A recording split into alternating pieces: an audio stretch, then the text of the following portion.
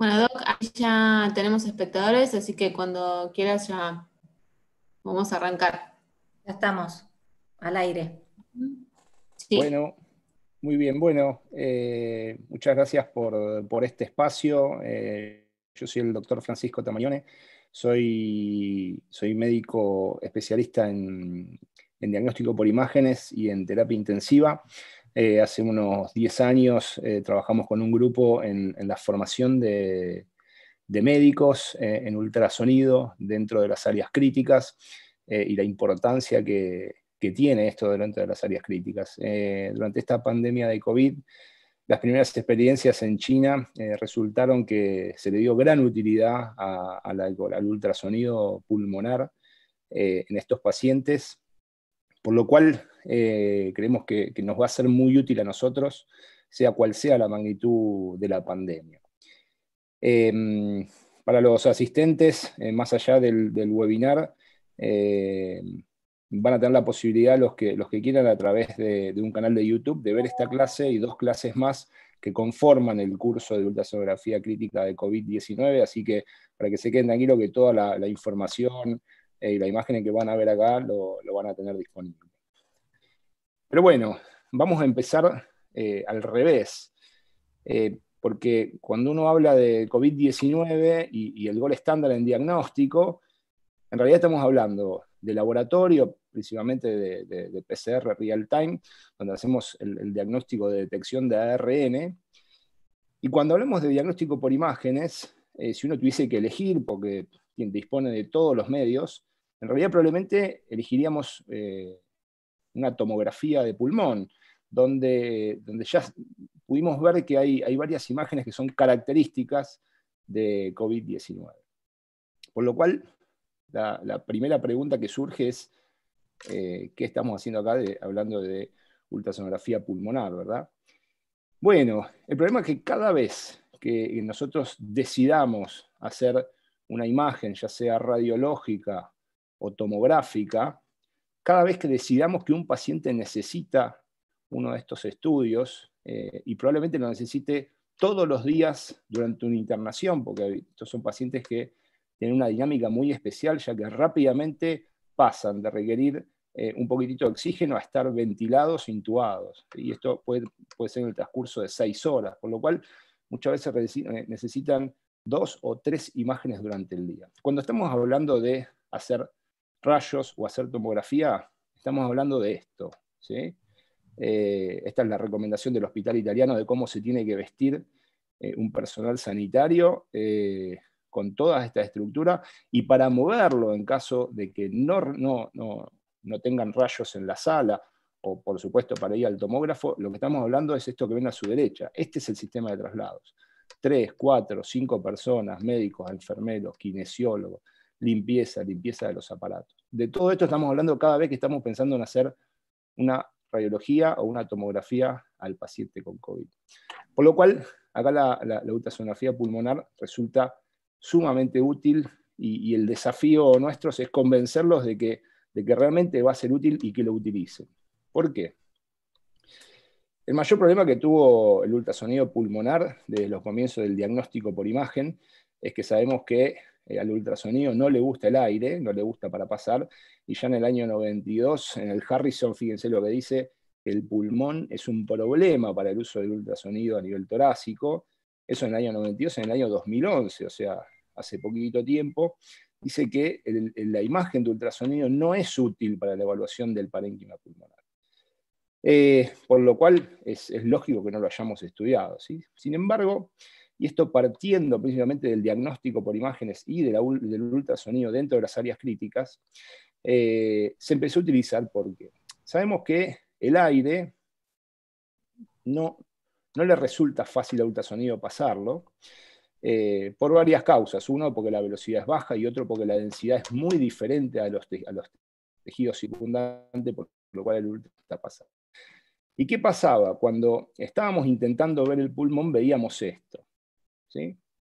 Son dos sombras atrás de las costillas y en el medio unas linitas blancas, ¿sí? Por lo cual en un momento se pensó que esto podía ser útil, ¿sí? Entonces, aparte de que tengo aire, tengo las costillas a los costados, ¿sí? Por lo cual las imágenes eran muy malas, porque el hueso tampoco le gusta el ultrasonido. Y eso es lo que tenemos que entender en cuanto a la física. Ni el hueso ni el aire es bueno para hacer ultrasonido. Daniel Lichtenstein, que viene del área crítica, demostró que sí puede ser útil en esos lugares, en la evaluación rápida de un paciente con insuficiencia respiratoria aguda. Entonces empezó a utilizar el ultrasonido, él tiene un libro sobre esto, que ya tiene aproximadamente 9 años, y utiliza 3 puntos, y fíjense los puntos que utiliza él, que son 3, con eso él piensa que se evalúa la totalidad del pulmón, que es un punto, que llaman puntos blue, que es un punto blue superior en la mano izquierda de la foto, un punto blue inferior en la mano derecha, y lo que se llama punto PLAPS, que es el lugar de unión del pulmón con el diafragma, que es el lugar donde encontramos la mayor cantidad de patología. Haciendo esta evaluación, él cree que vamos a obtener mucha información que es muy útil para la valoración del paciente crítico. Fíjense un detalle que él utiliza, un traductor microconvexo, cosa que nosotros no estamos acostumbrados. De hecho, generalmente no estamos acostumbrados de verlo como una opción de compra cuando vamos a ver un ecógrafo. Pero bueno, igualmente vamos a hablar sobre traductores también. Así que Daniel Lichtenstein, el primero que empezó a trabajar sobre esto, y él lo que decía es esto. Fíjense, principalmente a los que hacen diagnóstico por imágenes, si yo le digo que esto que ven acá son 2 pulmones, ¿no? Lo difícil que es decir, pero esto lo voy a tener que informar en serio. Muy bien, lo que pudimos ver con el ultrasonido pulmonar es que mientras el pulmón tenga aire, vamos a ver solamente artefactos. Solamente vamos a ver el pulmón cuando haga atelectasia o condensación. Por lo cual, del lado izquierdo, el artefacto que se genera cuando el pulmón está aireado, o sea, cuando tiene aire y no tiene líquido, son artefactos que se llaman líneas A. Fíjense, primero tenemos de arriba para abajo, más cercano al traductor, una línea, ¿sí? Que es la línea pleural que se mueve en lo que se denomina lung sliding, que es el movimiento de la pleura, el movimiento que genera las 2 pleuras entre sí. Y el artefacto que se genera es, a la misma distancia hacia abajo, son líneas horizontales. Esas son las líneas A. Esto pasa, este artefacto se genera solamente cuando el pulmón está aireado. Vamos al lado derecho, fíjense otra vez el lung sliding, que acá lo vemos mejor todavía. El detectar esto descarta un montón de patología, por lo cual el verlo solamente y decir el lung sliding es positivo, da un montón de información en el transcurso de una insuficiencia respiratoria.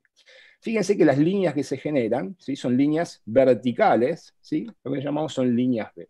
Estas líneas B es un artefacto que se genera cuando el pulmón comienza a tener líquido principalmente en el intersticio pulmonar. Entonces, piensen a la persona que recibe una insuficiencia respiratoria, que esto puede ser en un área crítica, puede ser en un consultorio, alguien que tiene disnea, de eso hablamos. El encontrar líneas A le habla de alguien que tiene el pulmón aireado, por lo cual solamente o un EPOC reagudizado o un tromboembolismo de pulmón puede tener un patrón A. O sea, descarta un montón de patologías. Y si tiene líneas B, las líneas verticales, sabemos que tiene edema en el intersticio, ¿sí? No podemos saber si es un edema pulmonar cardiogénico o no cardiogénico. Pero divide completamente las patologías y por esto es la gran importancia que se genera en el paciente, principalmente en el paciente crítico. Del otro que hablamos es sobre la posibilidad de generar estas imágenes. ¿Y cuál es el beneficio que genera el ultrasonido? Con cualquiera de estos equipos podemos generar un ultrasonido pulmonar. Entonces piensen en ese paciente dentro de un tubo con 4 personas versus, ¿sí? Un traductor aislado que se apoya y que se puede hacer en poquitos minutos en la cama del enfermo, en la ambulancia del enfermo y sumamente importante en el domicilio del enfermo. ¿Sí? Podemos llevar el diagnóstico a su casa, no trasladar COVID de un lugar a otro. ¿Sí? Con cualquier equipo, después vamos a hablar de los traductores, podemos hacer esto, ya tenemos nuestra experiencia con el equipo, acciones aeromédicas, podemos trasladar el ultrasonido y hacer ecografía pulmonar prácticamente en cualquier lado. Y cuando decimos traductores, dijimos que la descripción inicial es a través de un traductor microconvexo, que si lo tenemos y lo tenemos que utilizar, pero básicamente ya sea el traductor multisectorial o phase array, o el traductor curvo, ¿sí? con megahertz entre 1 y 5 megahertz nos alcanza para ver muy bien el pulmón. El traductor lineal cada vez más utilizado, ¿por qué? Porque sabemos el fenómeno de ultrasonido, cuanto más megahertz tengo, mejor veo, y el traductor lineal nos permite ver muy bien la pleura, lo cual en esta patología, en la infección por coronavirus, las lesiones de la pleura son muy frecuentes, la discontinuidad y las consolidaciones subpleurales son muy frecuentes, por lo cual estamos utilizando cada vez más el traductor lineal, que sabemos que no va a ver en profundidad porque tiene muchos megahertz, pero sí me sirve para tener una muy buena imagen del lung sliding y de las lesiones o las consolidaciones subpleurales. Bien, así que tenemos que tratar de empezar a ver esto, ¿sí? Y al que viene del diagnóstico por imágenes, mirar todas estas figuras y decir que estos son pulmones cuesta bastante, ¿sí? Sin embargo, el desafío es que sí se puede y que esto da mucha información al médico que le entregamos el informe, le da mucha información sobre qué hacer con esos pacientes. Entonces, la primera descripción que hace Lichtenstein es que hay dos costillas, ¿sí? Esas dos costillas generan una sombra acústica, y en el medio es lo que se llama el área de Merlin. Todo esto se los comento porque van a escuchar área de Merlin o el murciélago. El murciélago es la descripción original. Esto no sé, la verdad que si alguno ve un murciélago ahí, pero bueno, se lo tengo que notar porque van a hablar de las áreas de las zonas de Merlin y del signo del murciélago. El murciélago serían las dos costillas, serían las alas, y el cuerpo del murciélago serían las líneas A que estamos viendo acá. Entonces, no vamos a hablar mucho de física, pero lo que sí sabemos es que estos son artefactos que se generan por el aire, que el ultrasonido no le gusta y genera este artefacto. Entonces, ¿qué son las líneas A? Son líneas horizontales que están todas distribuidas a la misma distancia, en forma horizontal a la línea pleural, ¿sí? Entonces ahí vemos claramente, esto es un patrón A. Esto es muy importante porque una insuficiencia respiratoria, que encontramos este patrón en todo el pulmón, no puede ser otra cosa que un EPOC agudizado o un tromboembolismo de pulmón. Ahora, también puede ser un paciente sano, ¿sí? Si yo espero estar sano, me hago ahora una ecografía, espero encontrar esto. Y ahí están las líneas A, ¿sí? Ahí están las líneas A en movimiento. Esto es un pulmón aireado. Esto que es muy difícil de decir, pero esto vamos a ver, esto tenemos que informar, esto da muchísima información. Esto cambió la forma de ver a los pacientes críticos, por lo cual estamos obligados a utilizarlo.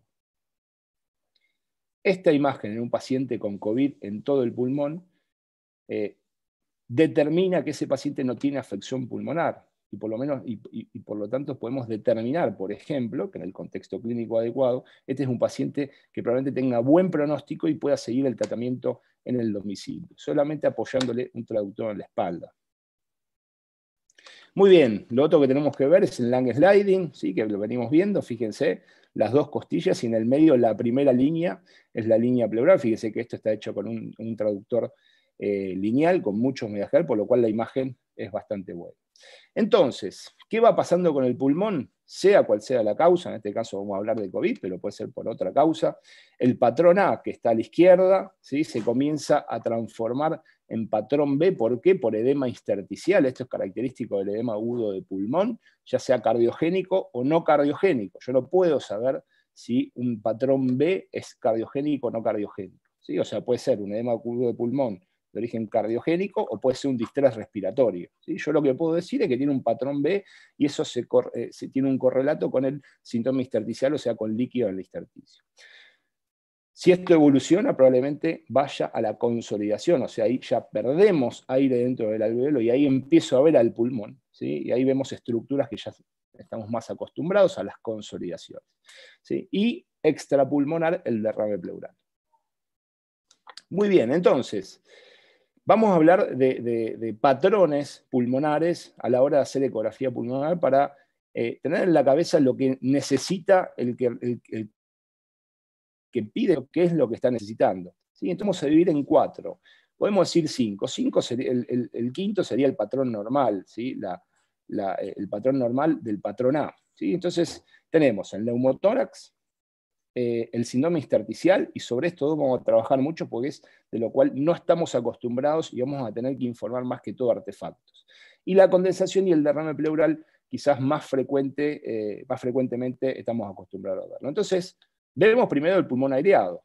¿Sí? Fíjense que esto lo estamos haciendo con un traductor multisectorial, con un phase array. ¿Sí? Entonces, pulmón aireado. Si esto es un COVID, yo digo, ese pulmón no está afectado, ¿sí? Y esto cambia completamente la conducta, en cualquier lugar, ya sea en el domicilio, ya sea en la ambulancia, ya sea en la sala de emergencia. Con esto, por ejemplo, y en contexto clínico, lo podemos mandar a la casa. Y esto hacían los chinos, y por eso le dan tanta consideración. O sea, ¿qué vamos a hacer cuando venga un paciente COVID? ¿Vamos a internar a todos? Bueno, no, vamos a ver un montón de datos clínicos y la ecografía nos puede servir justamente para determinar esto. Bien, vamos a los patrones anormales. ¿Cómo determinamos un neumotórax? Hay 3 o 4 puntos, vamos a ver el más importante, ¿sí? Que es la desaparición del lung slide. Entonces vamos del lado izquierdo, fíjense ese movimiento de la pleura que lo vimos antes, ¿sí? Que lo vemos mucho mejor con el traductor lineal. La presencia de ese movimiento descarta la posibilidad que haya aire en ese lugar. Descarta la posibilidad. La sensibilidad y la especificidad de este método para neumotórax es muy alta, inclusive mayor que la radiología, ¿sí? Sobre esto no vamos a discutir tanto, pero yo dejo los artículos en el cual demuestra inclusive los neumotórax apicales ocultos se ven mejor con ecografía que con radiología. Fíjense del lado derecho, esa pleura es el mismo paciente, pero del otro lado, ¿sí? Esa pleura no se mueve, ¿sí? La presencia de la desaparición del lung sliding pulmonar se asocia íntimamente al neumotórax. ¿Sí? Esa pleura no se mueve, alta chance de neumotórax. Y cuando hablo de alta chance es, hoy por hoy, en muchos servicios de área crítica, solamente con la imagen ecográfica se define poner un tubo de tórax y drenar un neumotórax sin esperar la placa. Mucho más, bueno, si es un neumotórax hipertensivo que no hay que hacerle placa, ¿no? Pero con estas imágenes se definen, ¿sí? la colocación de un tubo de tórax. Otra imagen, ausencia de lung slide. Fíjense que no se ve ningún tipo de movimiento. Mucho más sensible y específico es el método cuando encontramos esto, que es el punto pulmonar. Fíjense que la pleura del lado izquierdo se mueve sin ningún tipo de problema y el lado derecho no. Ese es el punto, ¿sí? Y ahí está especificado en esa imagen de la derecha, es el punto donde empieza el neumotórax, ¿sí? Esto tiene una sensibilidad y especificidad cercana al 99%, y con esto uno puede tomar conducta sabiendo que es un neumotórax. Cuesta al principio decir, yo con esto nunca voy a decir que esto es un neumotórax. Cuando uno hace diagnóstico de 1, 2, 3 y 4, ya empieza a confiar en el método, ¿sí? Y sobre esto hay mucha estadística. Otro neumotórax, fíjense, el punto pulmonar, ¿sí? El punto pulmonar que determina que en ese lugar, ¿sí? Ahí está el correlato tomográfico, en ese lugar, en la crucecita blanca, está empezando el neumotórax en la tomografía y es el mismo lugar que estamos viendo por ultrasonido.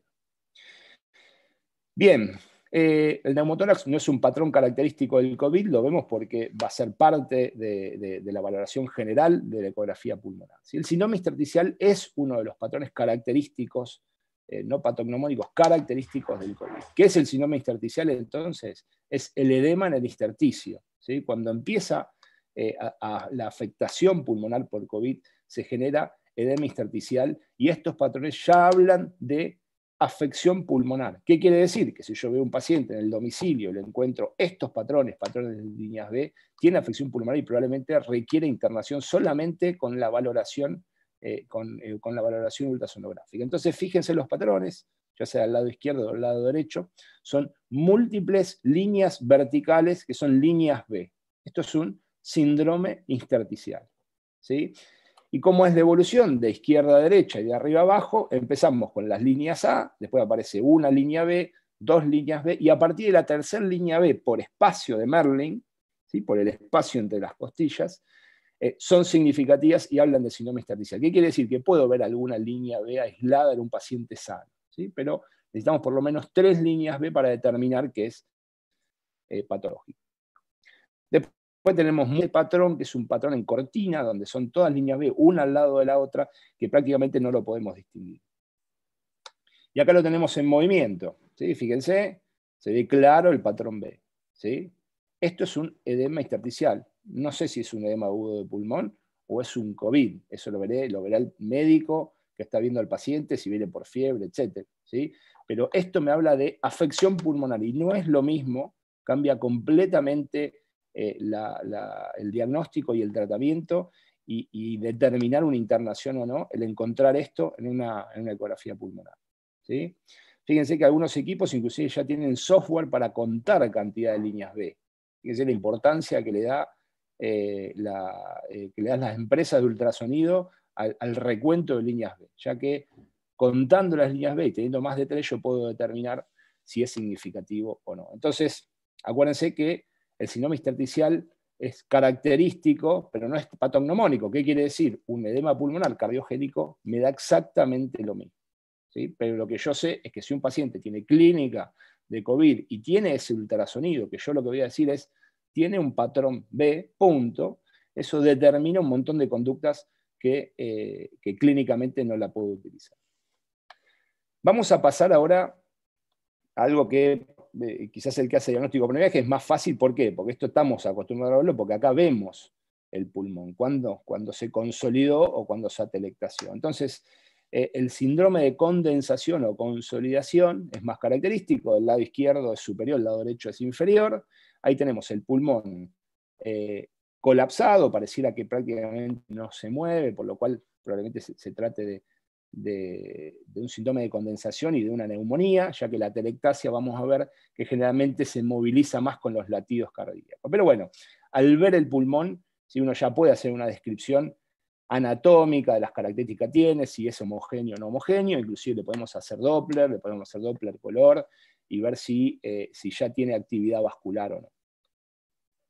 Otra imagen también bien dura, y fíjense que ya tiene algunas imágenes hiperecogénicas adentro del pulmón, ¿sí? Y un poquito de broncograma aéreo, fíjense ese movimiento que parece de broncograma aéreo.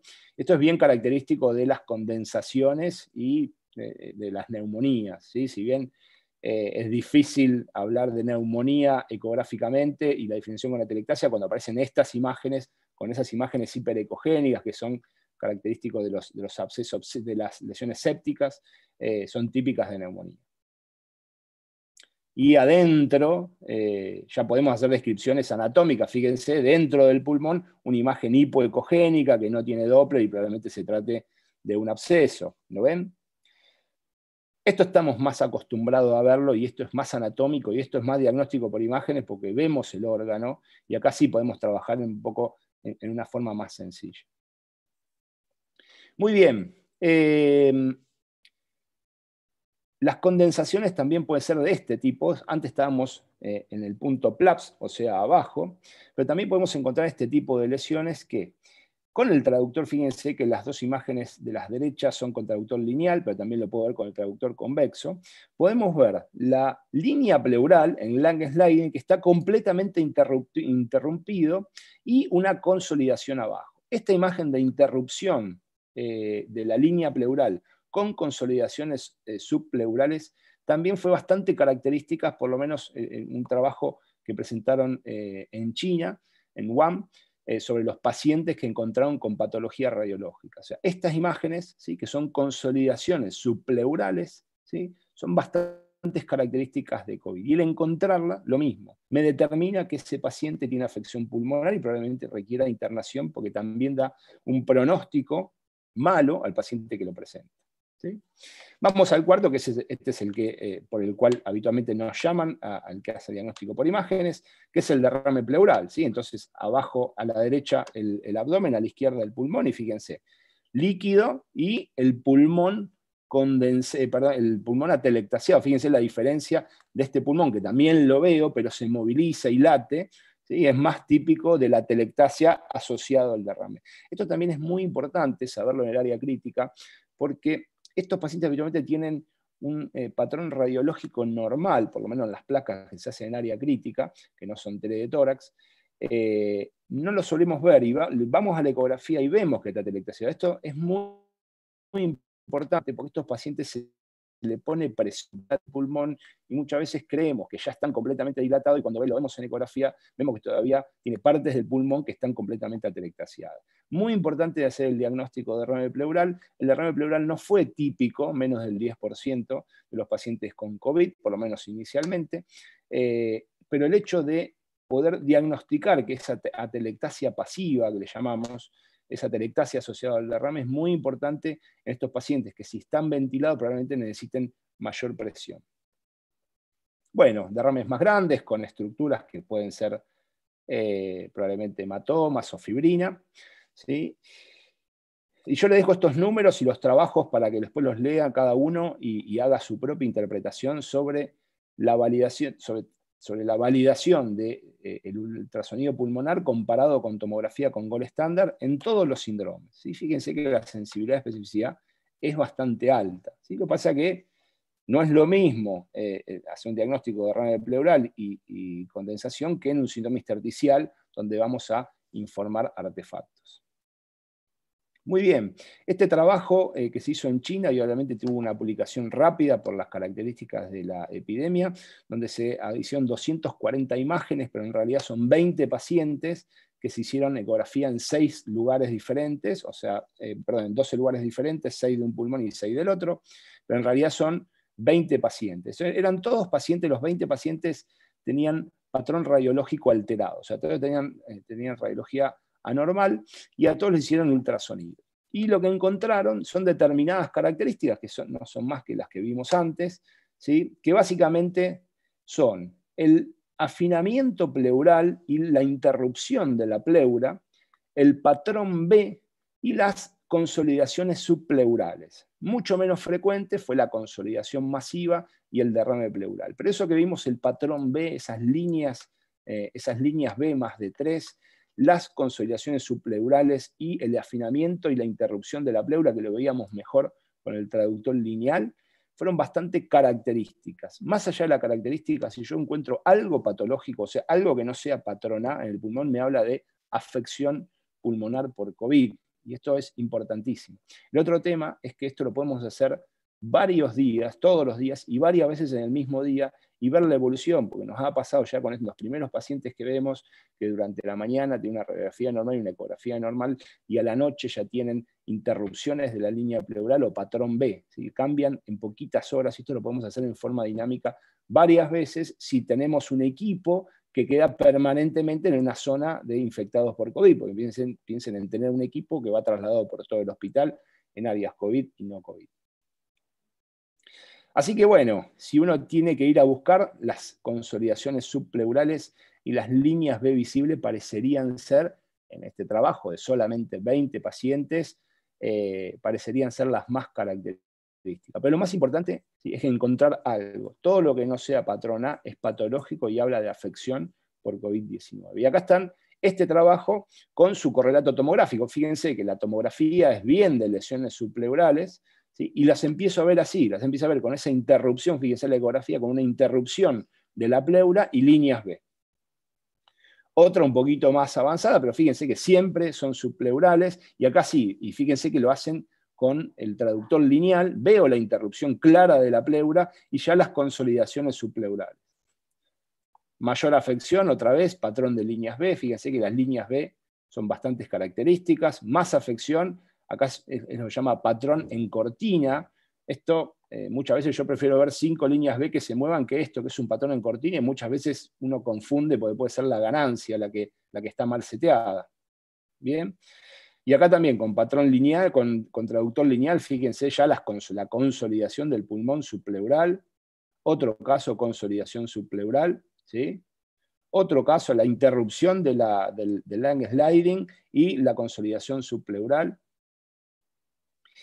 Bueno, entonces, este patrón intersticial, la aparición de líneas B, me habla de afección pulmonar, y las consolidaciones subpleurales también son bastante características. Otras cosas que puedo encontrar es la línea pleural interrumpida, discontinua, las consolidaciones con broncograma aéreo, que son menos frecuentes, y probaron en algunos pacientes si vieron que había ausencia de flujo en Doppler color. Esto lo tomamos como muy significativo porque se hizo en un grupo de pacientes y no en otro.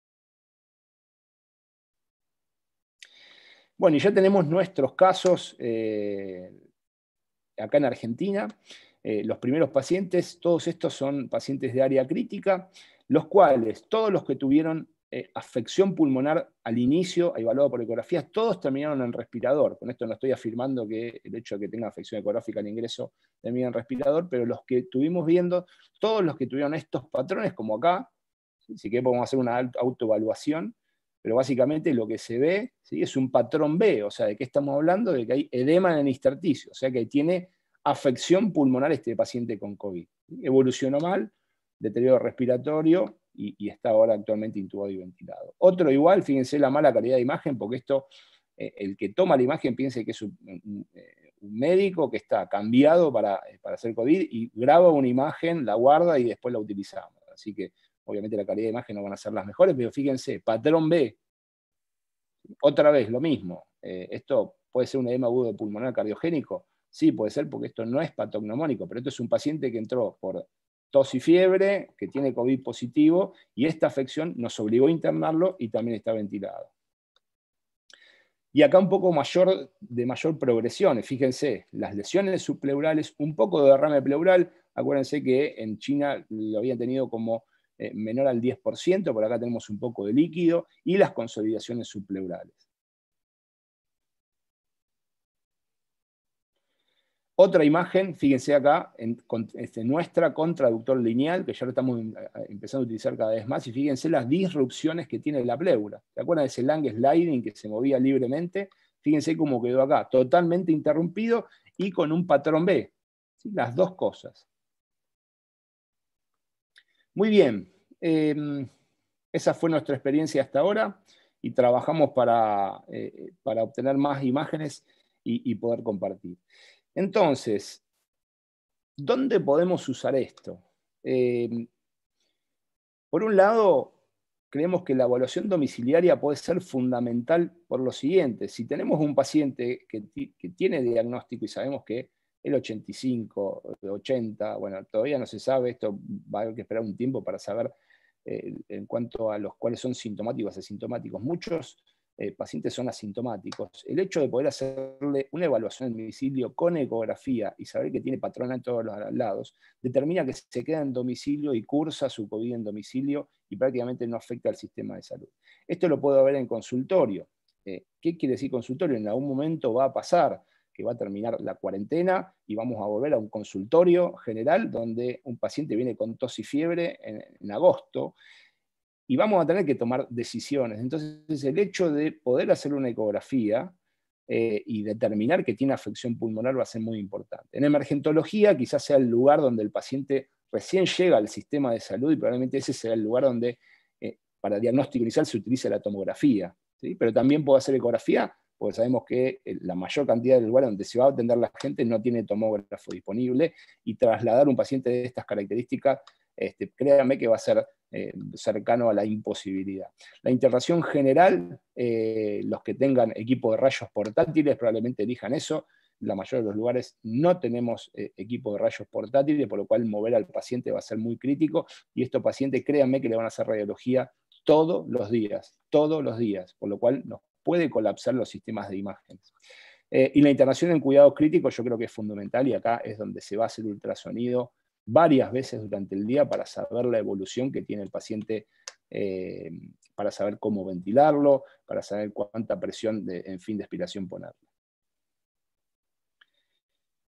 Así que bueno, creo que en todos estos lugares puede actuar la ultrasonografía pulmonar. En base a esto se hizo un protocolo donde, de acuerdo a las características de la afección, el protocolo triage sobre COVID-19 determina que si tiene una línea B hay que hospitalizarlo, ¿sí? Y si tiene una afección ya del parénquima, si ya tenemos consolidaciones, se recomienda la internación en terapia.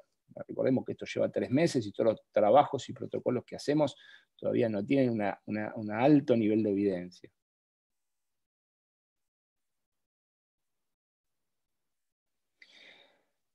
En resumen, la utilidad de la ultrasonografía pulmonar en COVID colabora, ¿sí? Y nosotros volvemos a que el gol estándar, si uno tuviese que elegir una imagen, elegiría la tomografía, pero también tiene que saber qué es lo que está pidiendo el sistema de salud cuando pide una tomografía en un paciente de estas características.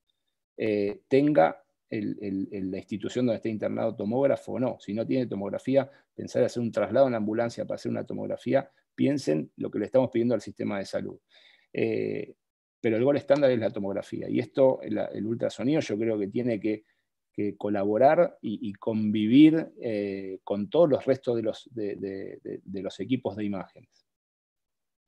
Es muy útil para estadificar la gravedad del pronóstico, o sea, el apoyar el traductor y decir tiene patrón B o tiene consolidaciones, determina que está afectado y eso probablemente determine que ese paciente necesita estar internado. Yo creo que esto va a ser fundamental para evitar estudios de rayos y tomografía en exceso. ¿Sí? El hecho de no tener que movilizar un paciente, que se van a pedir estudios todos los días, va a ser fundamental. También permite la evaluación en domicilio. Y en cuanto a la seguridad, esto como métodos nuevos, es muy importante saber cómo utilizarlo y con toda la seguridad. Cada sistema, cada institución debe tener un sistema de seguridad para que estos equipos no trasladen cualquier tipo de gérmenes, en este caso del COVID-19. Así que tanto la utilización del gel como la desinfección tiene que ser la adecuada y la recomendada. Bueno, vamos terminando. Quería compartirles esto de que la ecografía pulmonar se está difundiendo cada vez más. Esta pandemia de COVID quizás nos ayuda a llevarla a toda persona que quiera hacer ultrasonografía pulmonar, puede hacerlo. Y les quería compartir un poco cómo esto fue llegando a la ficción.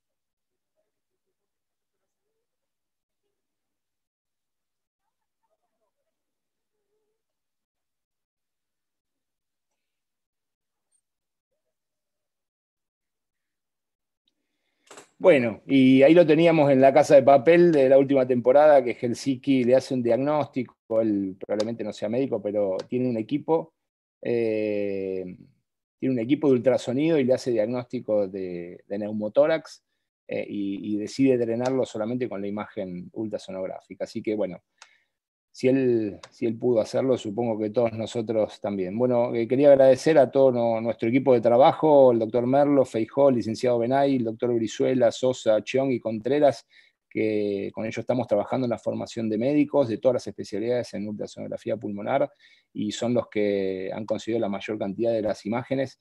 La verdad que muchas gracias. Y bueno, al que le interese ahondar un poco más en el tema, en la página en mi página de internet pueden entrar y con la clave de automatriculación es Tecnoimagen POCUS COVID-19, o si no directamente acá les dejo el QR, ingresan y ahí tienen una serie de clases que abarca la parte pulmonar y cardíaca del COVID para hacer valoraciones rápidas de ultrasonido. Bueno, muchas gracias.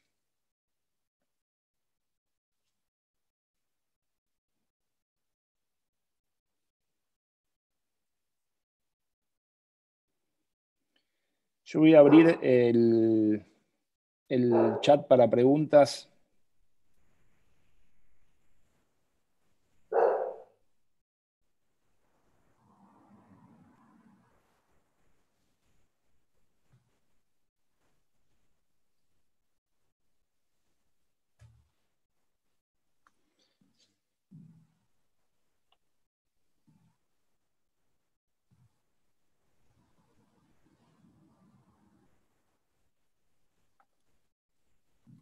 ¿Podés leerlo, Francisco? Sí, voy contestando acá. Sí, sí, perfecto.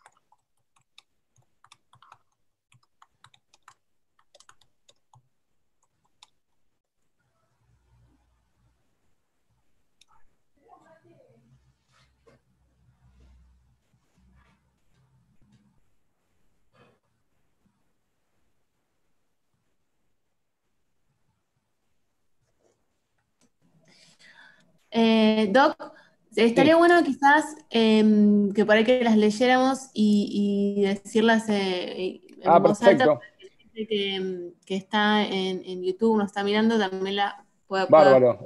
Bueno, María Cecilia Grillo me pregunta cuál es el protocolo de realización del ultrasonido, en qué puntos pulmonares se hace y cómo se puede cuantificar por ultrasonido la evolución de un infiltrado o una consolidación.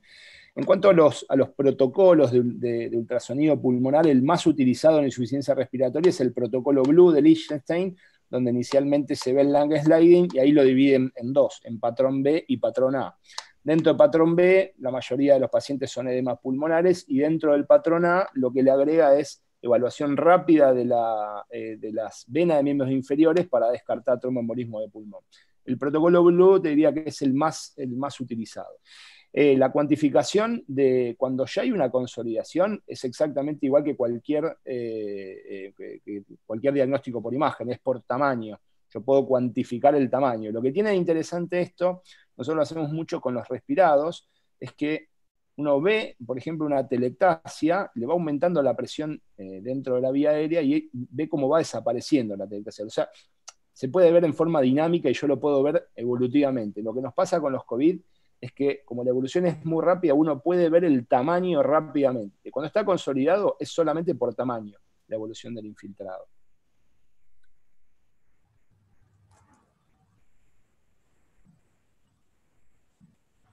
Me pregunta Guillermo Guiñazú si tiene correlación de los hallazgos ecográficos con la radiografía.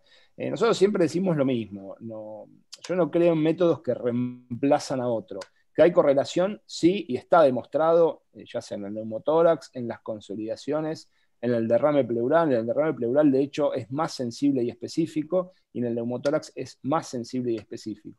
Hay mucha relación. Yo creo que son métodos complementarios, ¿sí? Que muchas veces necesitamos radiografía y muchas veces necesitamos ecografía. La verdad es que el ecógrafo, al ser al no emitir rayos y tenerlo disponible todo el tiempo, muchas veces uno se va confiando cada vez o se hace más, su mano se hace más sensible y empezamos a confiar cada vez más en el ultrasonido. Pero creo que deben convivir todos los diagnósticos por imágenes. Así que sí, hay correlato, claramente hay correlato, y en algunas patologías, como en el neumotórax, como el derrame pleural, es más sensible el ultrasonido que los rayos.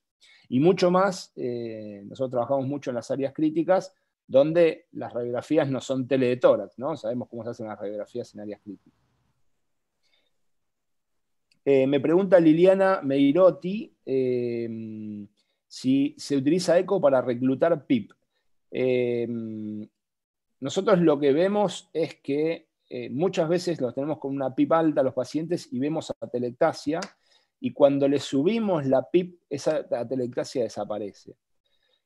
Acá sí me parece que hay que esto decirlo con bastante cuidado, porque uno debe tener mucha más experiencia para decir le pongo más PIP a un paciente que tiene una atelectasia. Hay varios trabajos sobre reclutación, sobre reclutar ecoguiada, son todos trabajos de pocos pacientes. Creo que hay que esperar para... entonces, si querés, yo los voy a subir al curso, si los quieren leer. Son pocos pacientes, me parece que todavía hay que esperar y todavía no hay ninguna guía que ponga el ultrasonido para determinar el valor de PIP.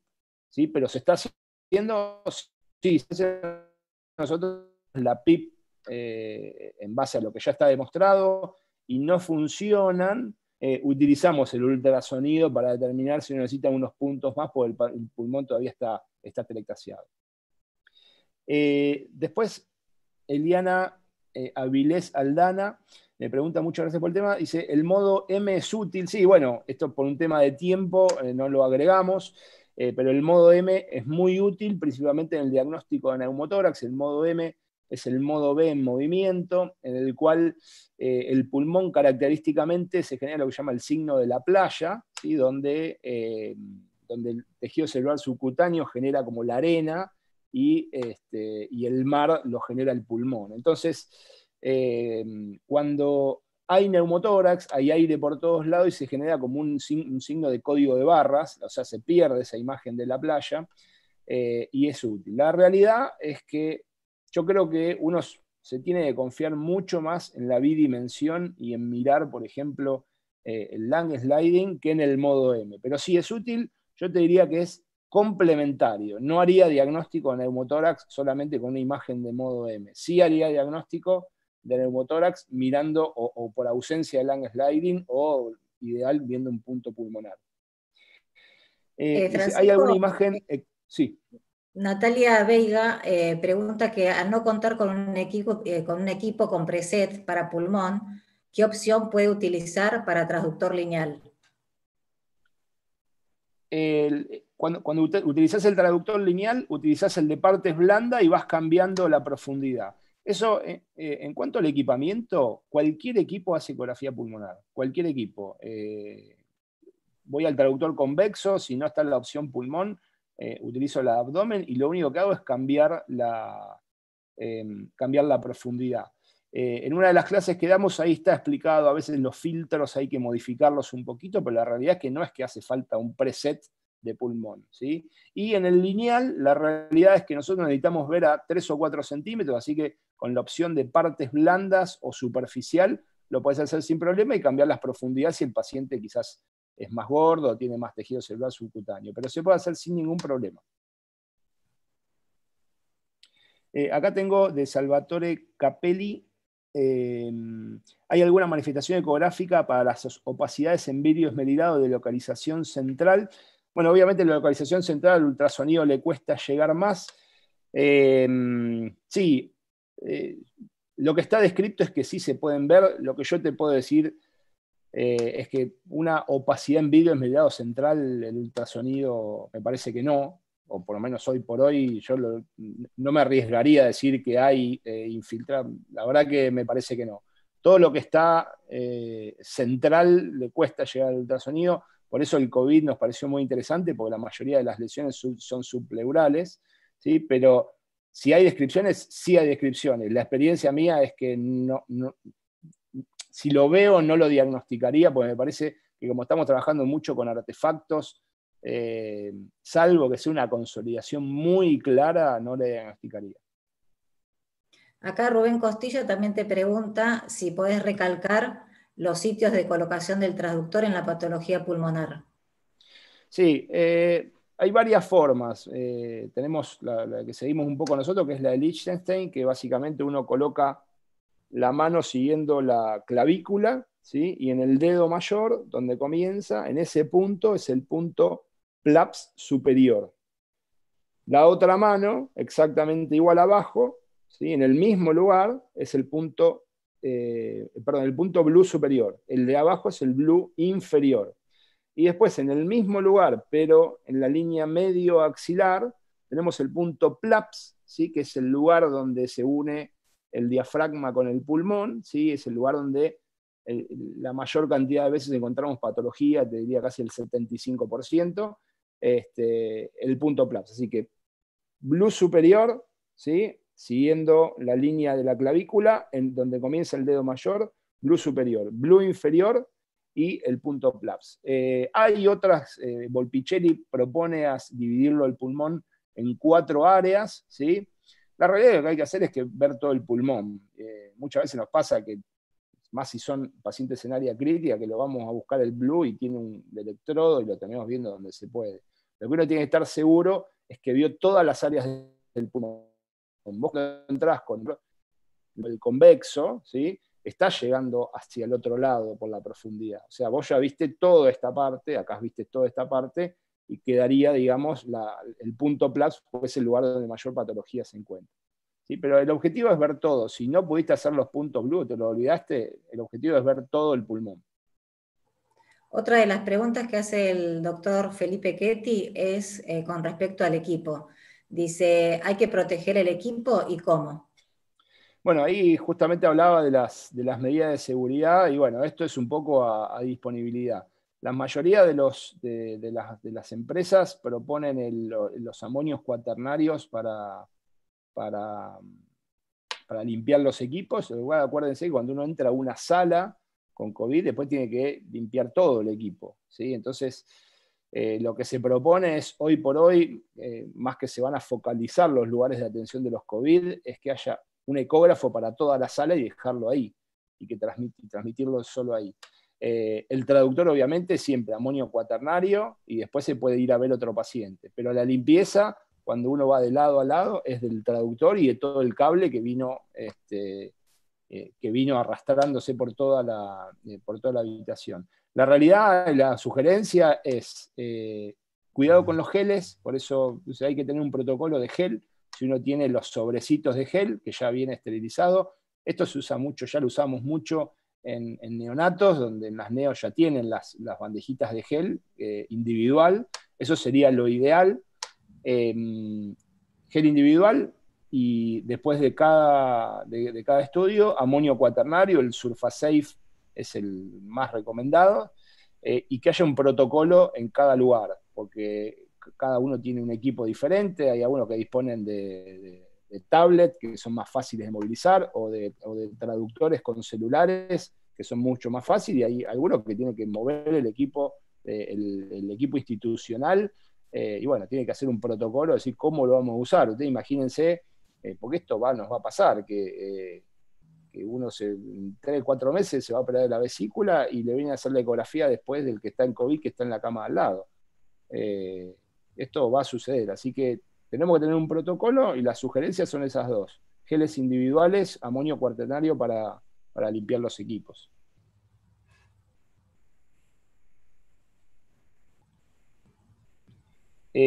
Acá me preguntan,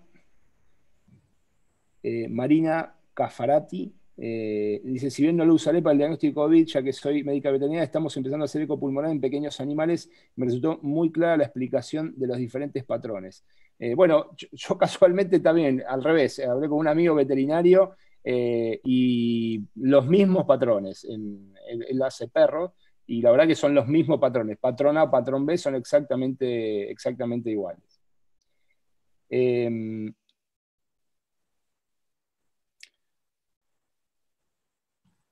Bueno, ahí me decían Juan Pablo Maidana, entonces los puntos del traductor, el punto blue que hablamos recién, igualmente quedan toda la clase para que lo vean en el slide de Lichtenstein. Bueno, lo mismo sobre los traductores.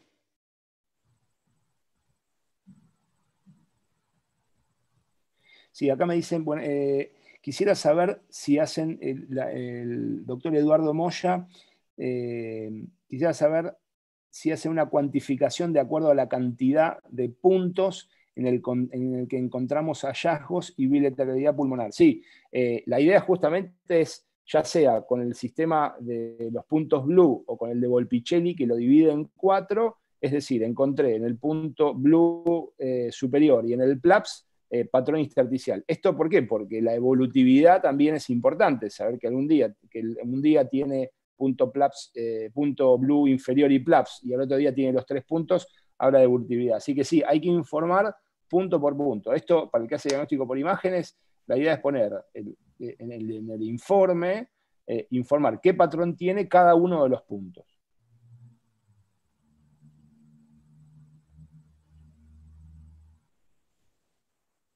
Acá me ponen, esto es interesante, en un paciente con buena evolución, después de ver el patrón característico, ¿pudo volver a verse las líneas A o quedan secuelas? Lo que sí vimos en un paciente con buena evolución es que desaparecieron las consolidaciones hasta ahora. Recién los pacientes, estamos hablando de pacientes críticos, creo que hace unos días se extubó una hora del hospital militar, así que no tenemos tanta información, pero sí, yo personalmente pudimos ver la desaparición de las consolidaciones subpleurales. Sí, esto, la evolutividad, la verdad que es clave. Y la línea B, que no lo vi, pero bueno, esto es característico de los pacientes en general, con otras afecciones, la línea B suele desaparecer rápidamente. El paciente que yo vi evolucionó bien, está estable y es joven, y no le quedaron secuelas ecográficas. Veremos después si tiene un correlato con su vida, ¿no?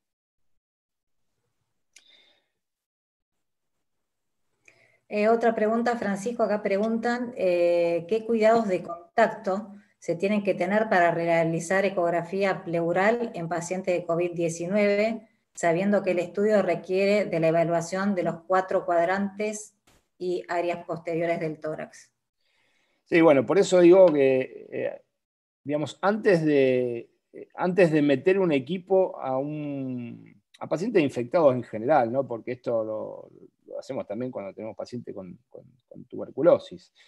Antes de meter un equipo en un lugar, un paciente infectado, ya tenemos que saber cómo lo vamos a sacar. O sea, de la misma manera que ahora es más importante saber cómo sacarse la ropa, más que cómo ponérsela en pacientes con COVID. Cuando uno pone el equipo tiene que saber cómo lo va a sacar, porque cuando lo saque, si lo saca mal, se va a llevar el COVID a todos lados, y sabemos que esta es una afección extremadamente contagiosa.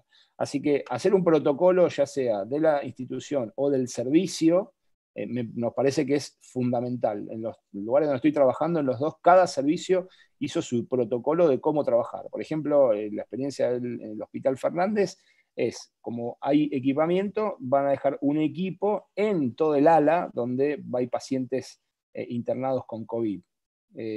Si no lo dispongo, bueno, cuando entro, hago las imágenes, y cuando salgo, amonio cuaternario en todo el equipo, principalmente traductor y cables, ¿sí? Ahí está la posibilidad de utilizar esos brazos plásticos, como los de hemodinamia. Esos se pueden utilizar, pero bueno, es uno por paciente, y después sacarlos para evitar la contaminación del cable, ¿sí? Pero si no, el amonio cuaternario es lo ideal. Acá Rubén Costilla pone, en el traductor cardiológico, ¿se podría utilizar un preservativo o falta de gel individual sin que afecte la calidad de imagen? Sí, se puede usar guantes, se puede usar preservativo. La experiencia que tenemos es utilizar Tegaderm, ¿sí? El Tegaderm, el que se utiliza como apósito para poner en los accesos venosos, uno le pone gel no estéril y el Tegaderm encima, y después gel estéril. Entonces, uno lo que está haciendo es, con el gel estéril, tocando al paciente, y el Tegaderm, como se pega al aparato, como se pega al traductor, no quedan burbujitas de aire, y entonces la imagen no se pierde. Pero lo hemos hecho con preservativos, lo hemos hecho con guantes, y también podemos ver, se pierde imagen, se pierde calidad de imagen. Pero bueno, si tenés un Tegaderm, me parece que es lo ideal.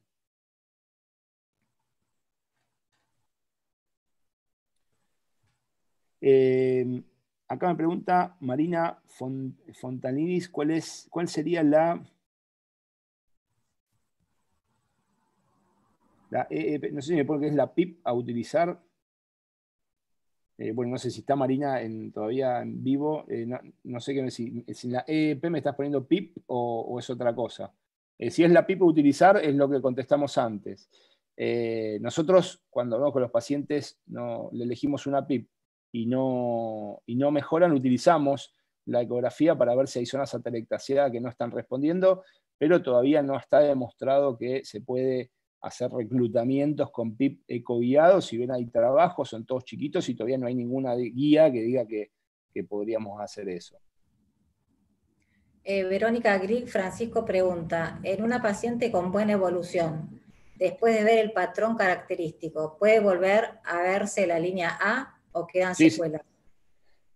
Bueno, sabemos que esto recién ahora que yo conozco se extubó el primer paciente, o sea, todavía no sabemos, pero del patrón B, del patrón B, siempre hay restitución, porque habitualmente son edema pulmonar. Si bien la fibrosis pulmonar crónica también te da un patrón B. Así que no te puedo contestar ahora porque todavía no tenemos tantos pacientes extubados para ver si quedan con secuela o no quedan con secuela. El que nosotros vimos es el de la desaparición de las consolidaciones, desaparecieron y quedó con patrón A. Pero bueno, sabemos que esta enfermedad genera lesiones crónicas, pero todavía no tenemos una cantidad de pacientes como para saberlo.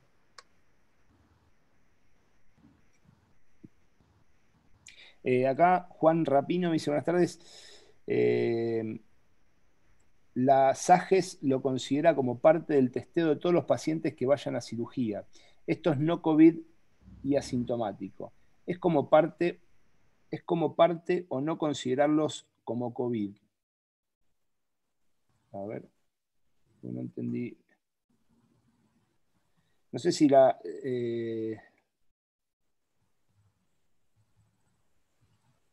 SAGES, si es la Sociedad de Gastroenterología, depende que vayan a cirugía.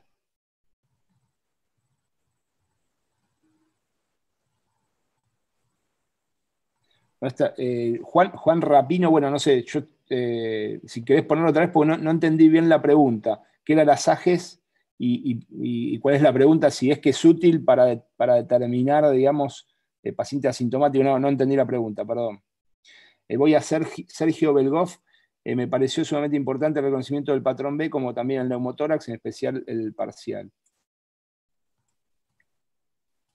¿Será de utilidad la ultrasonografía en el destete de estos pacientes también? Sumamente importante. Verónica Terrazas me habla de la salida del respirador. Mira, hay varios protocolos. El que más te sugiero se llama Winning Process de Paul Mayo, donde a través del ultrasonido, el ultrasonido, pero en concepto de POCUS, que es el Point of Care Ultrasound, que es la visualización rápida, haciendo valoración de pulmón, pleura y corazón, antes de pensar la salida del respirador, durante y después, en el caso de que fracase, uno puede determinar si tiene más chances de tener éxitos en la extubación.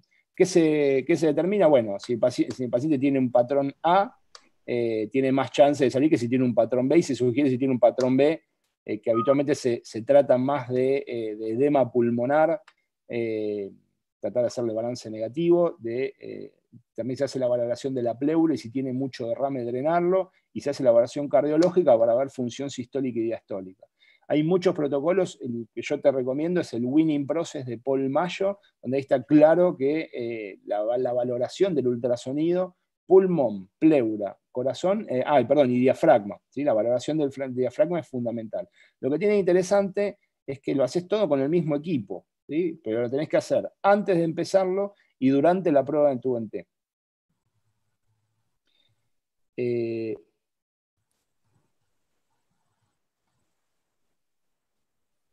Dice, pacientes con enfisema pulmonar, ¿se ven mayor cantidad de líneas A? Sí, esto está descrito, son poquitos casos. También lo discutimos con Lichtenstein. Nosotros tuvimos un paciente con un EPOC severísimo que tenía líneas A muy anchas. Y él dice que lo ve. La verdad que esto no hay un trabajo para determinar si cuanto más ancha es la línea A, está peor el enfisema. La verdad que no. Pero sí, cuando el paciente es un EPOC rehudizado, se ven las líneas A perfecto. Esto es interesantísimo porque cuando uno ve insuficiencia respiratoria, que es el clásico paciente de 50-60 años, hipertenso, fumador, que viene con disnea. Y uno dice, ¿qué será? ¿Un EPOC rehudizado o un edema agudo de pulmón? Bueno, apoya y o patrón A o patrón B, va para un lado o para otro. Cambia completamente el tratamiento. Ese es uno de los puntos más importantes, me parece, de ecografía pulmonar, ¿sí? Y sí, cuando en el enfisema pulmonar se ven más gruesas. Pero bueno, esto es algo que veo yo, la verdad que lo charlamos con Daniel Lichtenstein en un congreso y sí, él me dice que lo ve. De hecho, él dice que hace diagnóstico de enfisema mediastinal, pero bueno, ya me parece demasiado sobreestimar el método, ¿no? Pero sí, se ven más gruesas las líneas A y las líneas A se ven clarísimas. Marina Fontanilis me pone elementos de protección personal, sobre todo el tipo de barbijo. Mirá, Esto lo discutimos el otro día sobre cómo tiene que entrar el que va a hacer la ecografía, la ecografía general, ¿no? El pulmón. La propuesta mía fue igual que como si fuese a intubarlo, ¿no? Porque uno se está exponiendo sobre el paciente con la posibilidad de que tosa, estar en contacto con secreciones, fomites, etcétera, por lo cual para mí es gorro, barbijo N95, con un segundo barbijo quirúrgico, el camisolín hidrófilo, los pantalones y las botas, como si lo fuese a intubar. Si me preguntás, dicen que el N95 es solamente para el paciente que va a manipular la vía aérea. En el caso de que no haya N95, que te puede pasar, las máscaras de plástico con el barbijo quirúrgico podría ser un plan B. Pero me parece que uno se va a acercar mucho al paciente, lo va a movilizar y va a estar en contacto permanentemente. Así que cualquiera de las dos opciones, si tenés N95, N95, y si no, no iría con un barbijo quirúrgico solo, ¿sí? Sino la opción barbijo quirúrgico y una máscara y una cabecera plástica. Natalia de Marchi, en mi hospital se está requiriendo la ecopulmonar en modo prequirúrgico. ¿A costo-beneficio es útil? En mi hospital somos solo 2 ecografistas. No tengo experiencia en el prequirúrgico y no sé qué buscan. La verdad que no, porque sabes que me parece que es la misma pregunta que me hacen antes de las AGES, que no la entendí, es sobre ecopulmonar en el prequirúrgico. La verdad, no tengo experiencia. No sé bien para qué lo utilizan, ¿sí? Si es para la pandemia de COVID, para determinar si ahí está la posibilidad que haya un COVID o si era previo. La verdad que perdón, pero no te puedo contestar porque no tengo experiencia.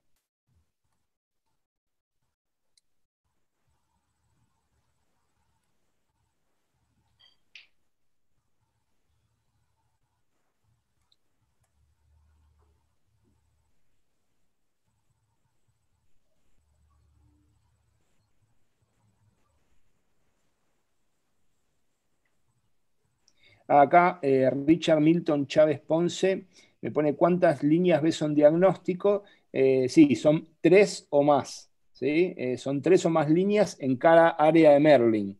¿Sí? Fíjate si querés ahora en el videito de abajo que hay varias áreas que se dividen por las costillas. En cada área, por ejemplo, acá vemos más de 3. Si bien hay algunos software que ya las miden, no es necesario, es medir. Y sí, más de 3 es patológico. Por cada área.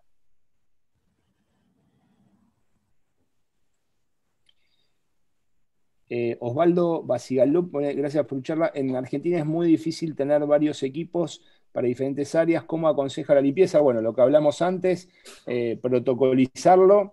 Y el otro tema, cuando tenés un solo equipo en toda la institución, nosotros lo que recomendamos es que se haga al final del día, porque así la limpieza puede ser más fácil. Entonces, por ejemplo, si yo sé que tengo 5 COVID y lo que hago es lo junto todo al final del día para así tengo tiempo, cuando termino, tengo tiempo de limpiar todo el equipo. Juntarlos todos y al final del día esto si está disponible, ¿no? Porque muchas veces sale ecografía de urgencia a la mañana y a la tarde. ¿Sí? Pero bueno, lo mismo que antes, amonio cuaternario, y si no hay amonio cuaternario, porque a nosotros nos pasó de no conseguir averiguar en cada empresa cuál es la que ellos sugieren de las cuales están disponibles. ¿Sí? Recuerden, tanto el alcohol en gel como tanto el alcohol en gel o el alcohol dañan el traductor. También la clorexidina daña el traductor, por el cual no se sugiere utilizarlo. Si lo usas una vez no te va a pasar nada, si lo usas varias veces vas a ver cómo se empieza a degenerar la capa que cubre justamente el material piezoeléctrico.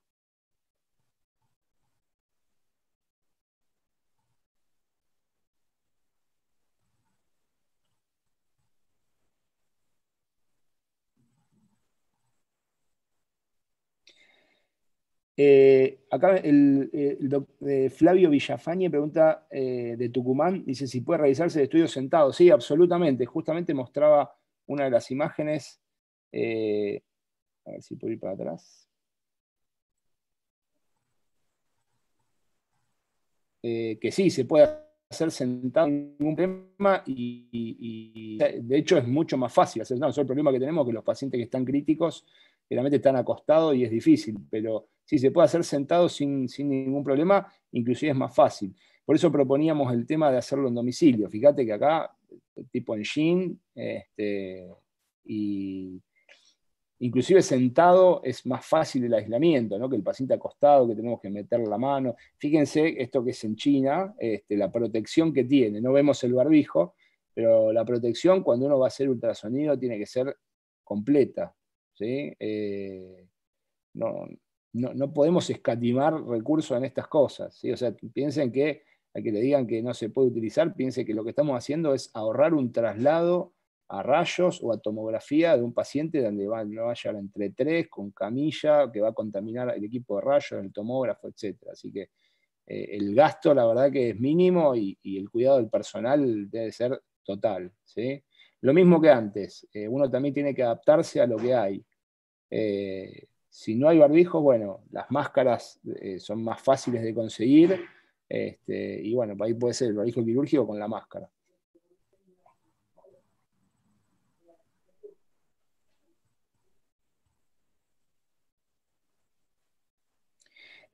Acá me pone Juan Manuel Powells que SIDEX recomienda esa OTE. Bueno, no sé, Patricia, que estás en línea, justamente estuvimos hablando de ese tema, si el SIDEX lo recomiendan como opción. Yo lo he utilizado, estamos más acostumbrados a usar el Surfasafe, el Amnio Surfasafe, pero bueno, no sé si, Patricia, si tenés sobre SIDEX, que me Sí, dice Juan. tanto los equipos de Sonosa y los de Saote que son los que comercializamos están permitidos.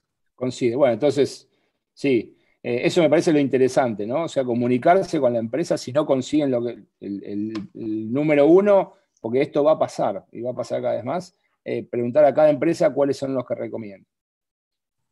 Verónica Terrazas me pone, ¿se podrá usar también para el monitoreo hemodinámico? Sí, lo usamos un montón para monitoreo. Se hace monitoreo hemodinámico de varias formas.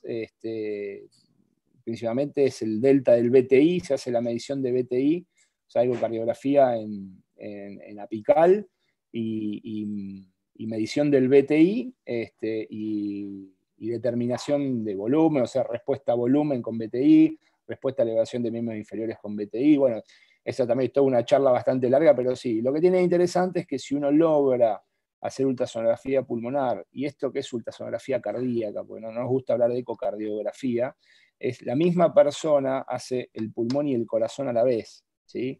Y la verdad que es muy útil ver el pulmón y ver el corazón, verlo, ¿no? No estamos hablando de cardiografía, verlo y hacer una medición que nos sirve para ver si va a responder a volumen o no, o si ya no necesita más volumen porque está lleno de líneas B y hizo un edema pulmonar. Así que sí, se usa mucho para monitoreo hemodinámico. Lo que tiene de interesante es no invasivo, hay bastantes trabajos sobre la comparativa con las técnicas invasivas. Bueno, eso es bastante discutible, acá estamos hablando siempre de un método no invasivo, ¿no?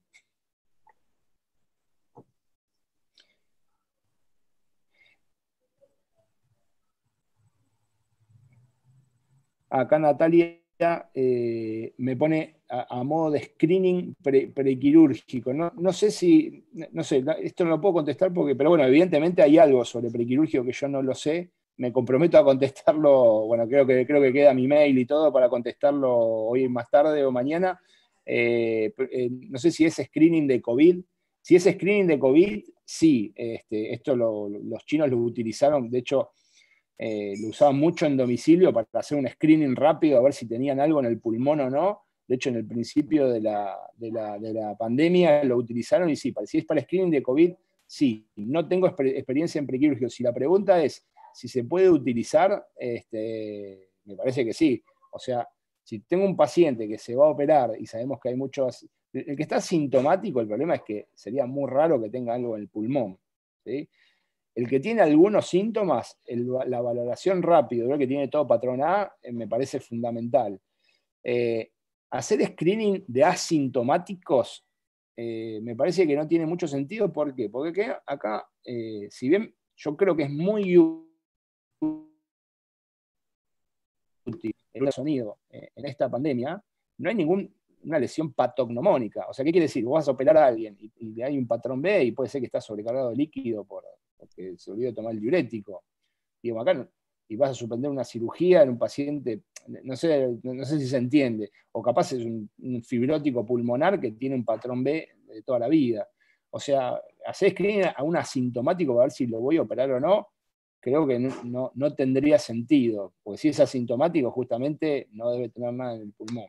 En un sintomático sí, se hace screening para ver si tiene o no lesión pulmonar. En un sintomático sí. En asintomático, como prequirúrgico, me parece que no tendría sentido, porque te va a confundir más de lo que te va a aportar. O sea, hoy si yo me apoyo un traductor y me veo un patrón B, no voy a pensar en COVID porque no tuve tos, no tuve fiebre, no tengo nada, y lo que voy a pensar es no tendré una insuficiencia cardíaca y estoy sobrecargado de líquido, que es mucho más frecuente. ¿Por qué? Porque estoy asintomático. Ahora, si estoy con tos, fiebre, dolor de garganta y me apoyo el traductor y tengo un patrón B y me voy al hospital y encima dejarme internado hasta que no descarten que no sea un COVID. Pero bueno, lo mismo que antes, ¿no? Estamos viendo artefactos, así que no sobreestimemos el método. María Fernanda te pregunta, Francisco, si en estos casos hay puntos definidos para evaluar pulmón en la espalda. Está descrito en los pacientes pronados, porque acá es importante porque estos pacientes se los prona mucho.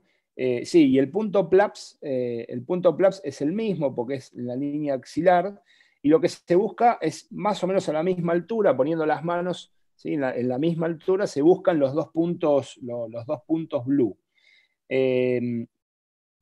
El Volpicelli tiene una forma de medir, que también esto lo dejo para que lo vean cómo es la división, porque está dividido anatómicamente, que ya abarca el área posterior. Pero si uno sigue los blue, tiene que ir más o menos a la misma altura y verlo completo.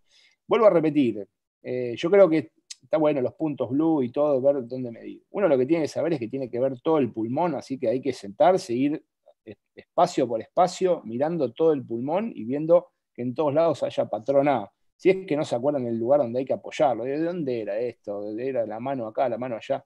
A ver, si yo me voy desde la costilla para abajo, espacio por espacio, no me voy a perder nada y voy a ver todo el pulmón. El objetivo es ver todo el pulmón. Pero sí, en el área posterior, los puntos blue, más o menos a la misma altura, y de esa manera con un traductor, ya sea con el multisectorial, con el microconvexo o con el convexo, voy a hacer la valoración de todo el pulmón.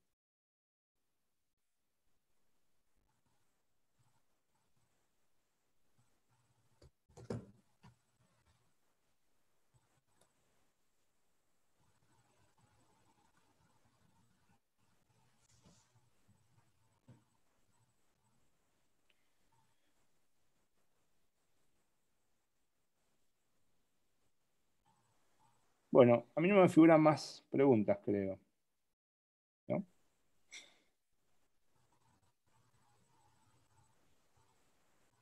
Creo que están todas. No sé si respondiste una de Naúm Martínez. Un amigo mío. Que dice, no sé si hay algo escrito, pero sería interesante evaluar la respuesta al prono, eco en supino y eco en prono. A ver si hay respuesta a la maniobra. Sí, y tuvimos un ¿Sabes? caso, lo evaluamos y lo que encontramos es en un área desaparición del patrón B y pasaje a patrón A.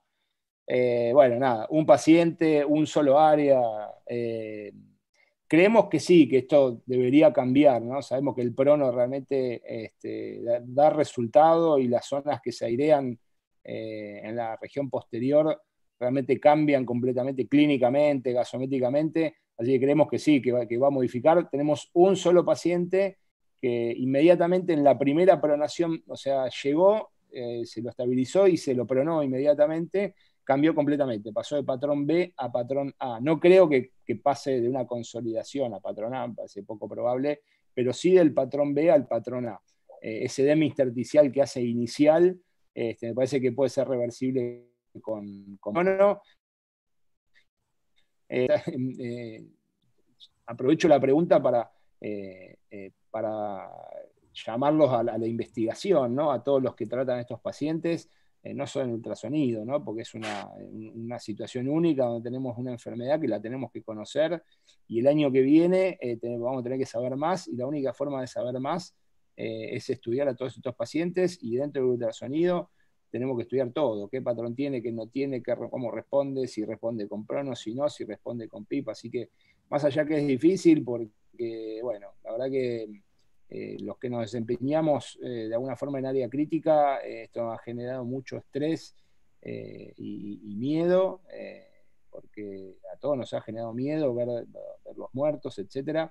Me parece que estamos obligados a empezar a compartir experiencias, y la mejor forma de compartirlas es subiéndolas a un Excel y tomando datos para después poder trabajar y poder publicar, para que todo aquel que ve pacientes igual que nosotros pueda tener nuestra experiencia, ¿no? Así que la mejor forma es hacer investigación en medicina. Así que sí, ojalá que podamos trabajar sobre los pacientes pronados y estudiar, ya sea dentro del ultrasonido y fuera del ultrasonido, a los pacientes de terapia en general. Héctor García Francisco te pregunta, ¿cuáles serían las principales recomendaciones e indicaciones para utilizar el ultrasonido pulmonar? Bueno, vamos a... Porque dice que empezó un poco sí, tarde. no pudo entrar más temprano. Bueno, nosotros los lugares, digamos, donde creemos que puede ser muy útil, ¿sí? Ya son hospitalarias y extrahospitalarias, ¿sí?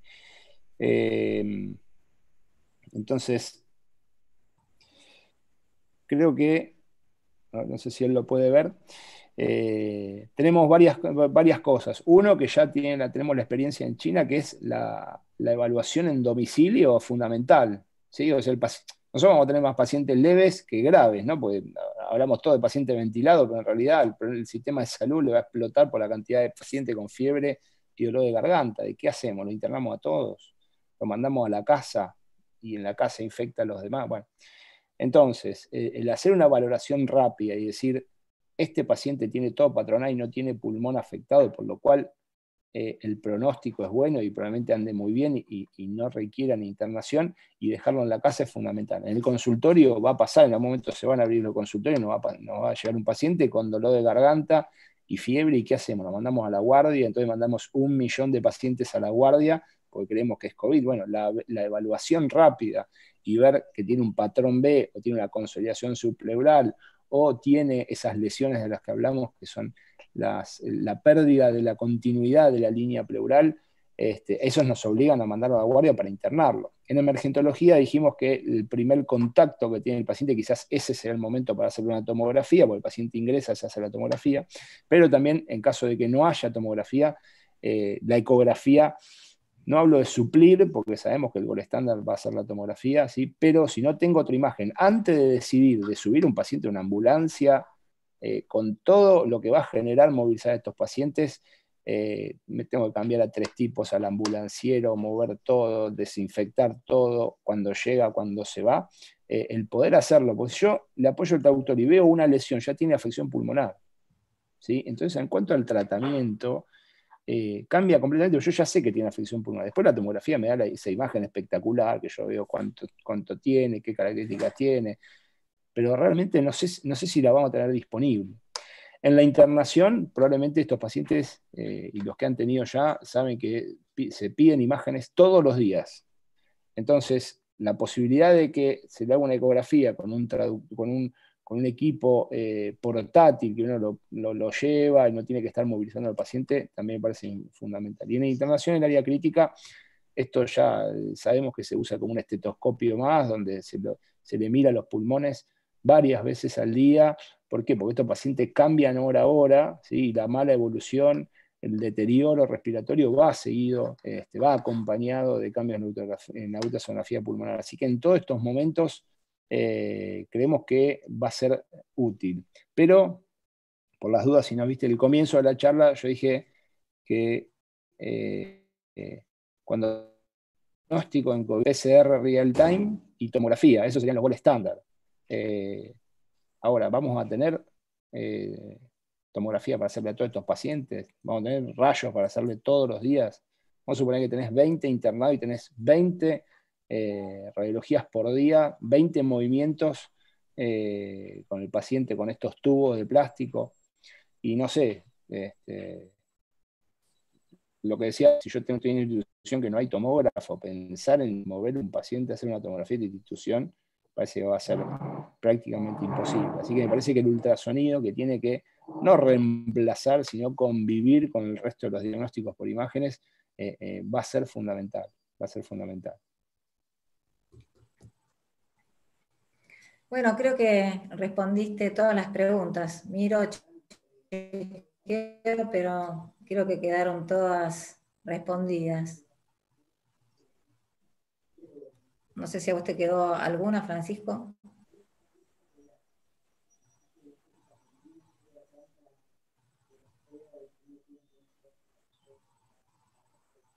No, yo tengo todo.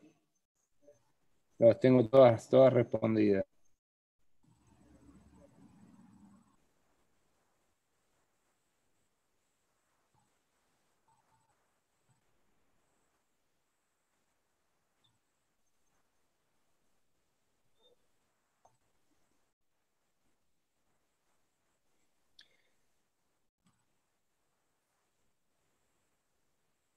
Bueno, muchas gracias a los participantes, muchas gracias a Tecnoimagen por este espacio que nos permite transmitir todo lo que podemos del conocimiento, y bueno, a todos los participantes me quedo a disposición para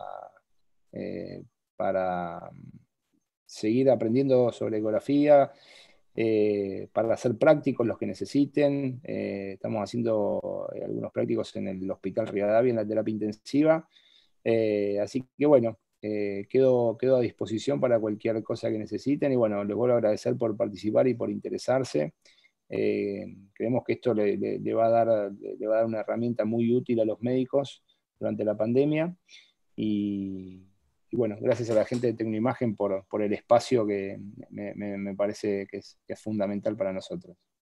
Bueno, Francisco, los agradecidos somos nosotros. Gracias por aceptar esta invitación, y bueno, que espero que le haya sido útil a todas las personas que están, bueno, que estamos ahora con este tema de COVID-19. Y bueno, seguimos en contacto, y bueno, gracias por tu participación en este espacio.